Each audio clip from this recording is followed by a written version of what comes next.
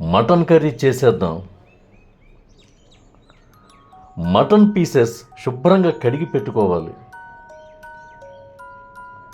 Cut చేసిన ఉల్లిపాయ, పచ్చిమిరపకాయలు కుక్కర్లో నూనె పోసి అందులో వేగించాలి. ఉల్లిపాయలు మగ్గే వరకు మూత పెట్టేసి ఉంచాలి. ఉల్లిపాయలు మగ్గిన తర్వాత మూత తీసి అల్లం వెల్లుల్లి పేస్ట్ వేసి గరిటెతో తిప్పాలి.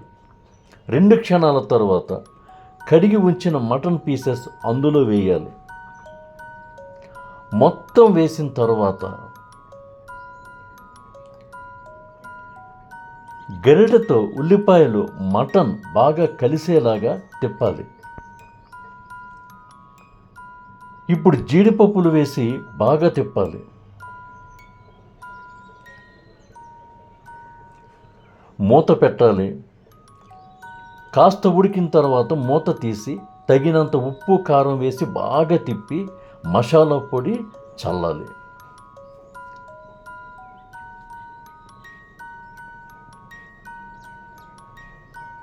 ఇప్పుడు బాగా తిప్పి నీళ్లు పోయాలి.